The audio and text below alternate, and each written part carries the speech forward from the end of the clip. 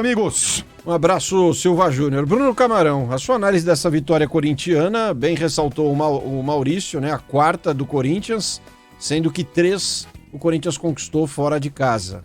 Dessas 4 no Campeonato Brasileiro, com esta vitória o Corinthians subiu da 12ª posição para 10ª posição na tabela com 17 pontos. Está atrás do Bahia, que também tem 17 e está em 9º.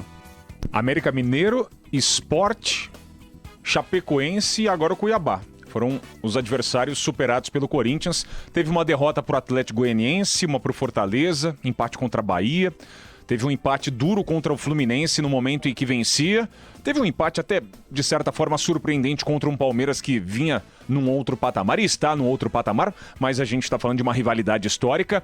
Isso à parte, Corinthians, ele consegue esse respiro e uma colocação, digamos assim, estável na tabela de classificação pelas vitórias contra adversários que têm a mesma pretensão. Meio de tabela, luta contra o rebaixamento. Acho que o Corinthians está, talvez, num patamar um pouquinho acima destes, mas nada mais do que isso. O Corinthians vai ter choques de realidade pela frente. O Corinthians vinha de 2 derrotas duríssimas contra adversários que hoje estão num patamar muito superior.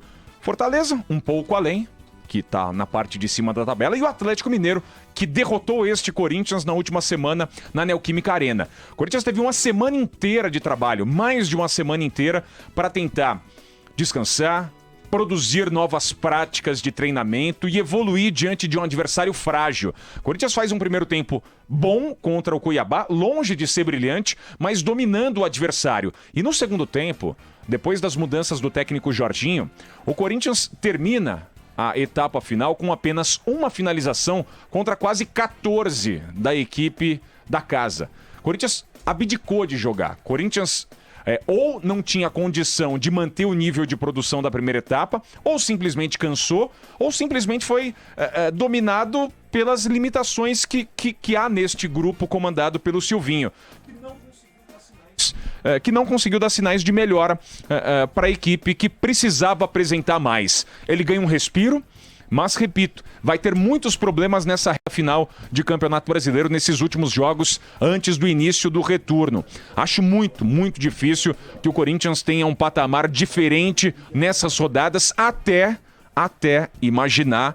E isso tudo é teoria, uma mudança estrutural com a presença de jogadores do gabarito do Renato Augusto e do Juliano. Se eles se compuserem a esse time, jogando o melhor futebol deles, claro, o Corinthians tende a evoluir.